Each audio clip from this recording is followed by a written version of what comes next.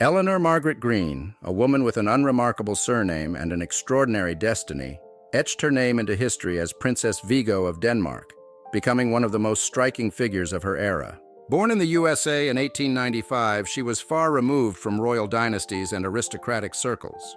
However, fate had a unique twist in store for her. She met Prince Vigo, a member of the Danish royal family, and their love story turned out to be truly remarkable. Defying expectations and conventions, their union brought together a simple American girl and a European prince, forever altering the course of their lives. Prince Vigo, like other royal family members, was compelled to relinquish his titles to marry a woman of non-aristocratic origin. In 1924, after he became Count von Rosenborg, the couple wed. This was not merely a romantic gesture, but also a symbol of a new era in the relationships between monarchs and commoners. Eleanor, who became Princess Vigo of Denmark, proved that true love knows no boundaries. Although Princess Vigo's life was not tied to grand titles or significant political events, her personality and style consistently attracted attention. Her jewelry mirrored her transition from American simplicity to European magnificence. The princess adorned herself with sophisticated yet expressive pieces that accentuated her elegance. Her collection included several remarkable items, many of which were gifts from the Danish royal family. Among her most renowned jewels were elegant brooches and necklaces that reflected a blend of cultures and traditions. One of the most striking pieces in her collection was the Garnet Tiara of Princess Vigo. Crafted by Åge Dragstedt in the 1930s, the Garnet Kokoshnik features a floral and leafy design adorned with garnets, a central natural pearl, cultured pearls, and diamonds in various cuts, including cushion, round, and pink diamonds. The diamond Riviere surmount can also be worn separately. This Garnet Kokoshnik was commissioned by Prince Vigo of Denmark for his wife, Princess Vigo, for whom he relinquished his place in the line of succession. Notably, Princess Vigo wore the Garnet Kokoshnik at the wedding ball of Crown Prince Frederick of Denmark and Princess Ingrid of Sweden at the Royal Palace in Stockholm in 1935. While Princess Vigo had several tiaras, of which I will share more later, she wore the Garnet Kokoshnik multiple times, including for a series of official portraits in the 1950s. In 1957, she lent the Garnet Kokoshnik to her niece, Princess Anne of Denmark. Princess Vigo continued to don the Garnet Kokoshnik in her later years, and it became a prominent piece at the wedding of Princess Astrid of Norway in 1961. After the death of the childless Princess Vigo in 1966, her jewels were divided among family members. The Garnet Tiara was inherited by her sister-in-law, Princess Margaretha of Sweden and Denmark, who later passed it on to her son, Count Fleming, in 1977. Count Fleming and his wife, Countess Ruth, maintained close ties with both the Danish and Norwegian royal families, and the Countess wore the Garnet Kokoshnik at many significant events. The last occasion on which Countess Ruth donned the Garnet Kokoshnik was during a banquet celebrating the 70th birthday of King Harold in 2007.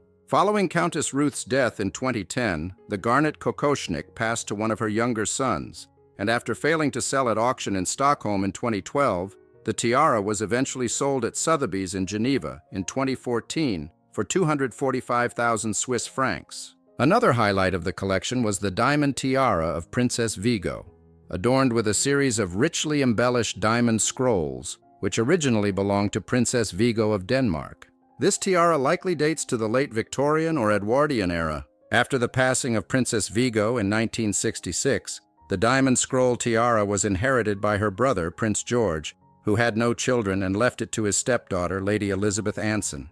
A replica of the diamond scroll tiara was passed down to another nephew, Count Christian Rosenborg. Lady Elizabeth first wore the Princess Vigo diamond scroll tiara, borrowed from Prince George at her wedding to Sir Geoffrey Shakerley, the 6th Baronet, at Westminster Abbey in 1972, eventually inheriting the tiara after his death in 1986. Lady Elizabeth was well connected with numerous royal families across Europe and attended many events where she wore Princess Vigo's tiara, including the 70th birthday celebration of King Harold in 2007. After wearing the tiara at the banquet for the 80th birthdays of King Harold and Queen Sonia in 2017, Lady Elizabeth, who was a bridesmaid at the wedding of former Queen Beatrix of the Netherlands, also wore the diamond scroll tiara at the Dutch state banquet at Buckingham Palace in 2018, which appeared to be the last public appearance of the tiara. The tiara has now been inherited by Lady Elizabeth's only daughter, and we hope to see this royal relic again soon. Now let's take a look at another masterpiece, the Opal Tiara of Princess Vigo. Originally crafted in an Art Nouveau style and featuring exquisite opal cabochons, this tiara belonged to Princess Marie of Orléans. The couple had 5 children, and Princess Marie was photographed wearing the tiara in a series of official portraits, along with a lavish opal necklace that still belongs to the Orleans family. After the tragic death of Princess Marie at the age of 44 in 1909, her opal tiara was passed down to her 4th and youngest son, Prince Vigo. His wife, the American-born Princess Vigo, transformed the piece into a more subdued tiara, accompanied by a necklace and a pair of earrings. She notably wore these for her official portrait and during the Silver Jubilee of King Christian X in 1937. The couple had no children, and after Princess Vigo's passing in 1966, the opal tiara went to Count Fleming. Countess Ruth wore it at many important events in the following years. However, it appears the tiara remained in her jewelry box as she preferred to wear either the Garnet Tiara of Princess Vigo or Princess Ingeborg's turquoise star tiara. After her death in 2010, the opal tiara and parure were inherited by one of her sons, who sold the Garnet Kokoshnik, but other jewels are reportedly still with the family. We hope to see this family heirloom again soon. Now let's conclude today's edition with the most exquisite piece, the Sapphire Luxe of Princess Vigo. Queen Anne inherited the sapphire demi-parure, which includes a necklace, earrings, and a brooch from one of her Danish aunts, likely Princess Vigo. She is known to have worn this jewelry at a return banquet aboard the royal yacht Britannia during the British state visit to Denmark in 1957. After the childless death of Princess Vigo in 1966, her jewels were divided among several family members. The sapphire parure remained with her niece, Queen Anne of Romania. Queen Anne wore this piece at various events, including the wedding ball of Princess Carolina and Philippe Junot. She also lent the necklace to her eldest daughter, Crown Princess Margrethe, for a gala evening in the 1980s.